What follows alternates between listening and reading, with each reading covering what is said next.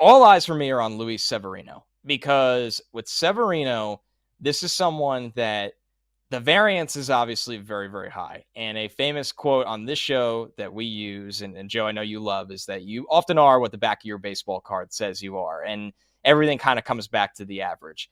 Severino is very high variance because he is somebody that early in his career, the first 4 years of his career, for the most part, was absolutely phenomenal and really looked like the makings of an ace.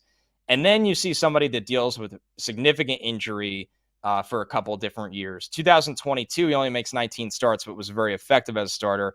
Last year, he's clearly hurt and was not effective at all. In a contract year, he pitches to 6.65 ERA.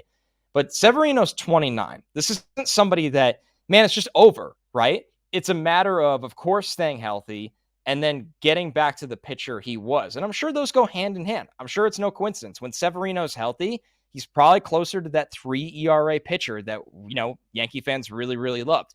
When he's not healthy, there's a chance that he's not effective at all. But for the Mets lens of all of this, if Kodai Senga is who we think he is after watching a marvelous rookie season, if Severino finds it for this team, my entire outlook on the rotation changes, right? Where you have a legitimate 1 and 2.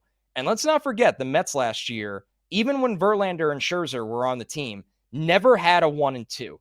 They never had that 1 and 2. For the most part, even when the Mets were really good in 2022, you deal with different injuries and various injuries. Having that 1-2 in the rotation changes the entire outlook of your season, because more often than not, that stops the bleeding. It's what makes you avoid losing streaks. And when everything goes right for the back end of your rotation, it's how you build winning streaks. So I'm hopeful for Severino, and I think a large part of that of me is because I'm a Mets fan, but there is a part of it that truly believes in him as a free agent flyer that can completely alter this Mets season. And I'm not saying to win the division, but if Severino is on and gives you 23 starts and is really, really effective, the Mets should be in play for a wild card position.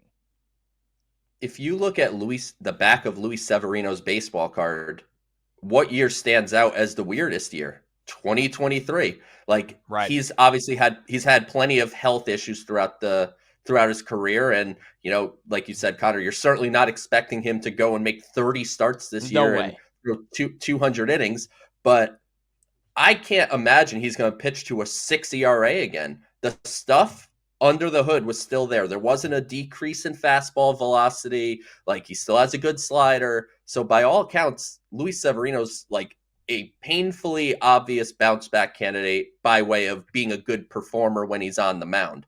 And if he's on the mound and he's pitching like he has for most of his career, Luis Severino, this may seem bold, could literally be the best pitcher the Mets have. Like, that You're not wrong at all. That shows how high and low his variance is. Like, he could be as good as the best pitcher on this pitching staff or as bad as designated for assignment midseason because it didn't work out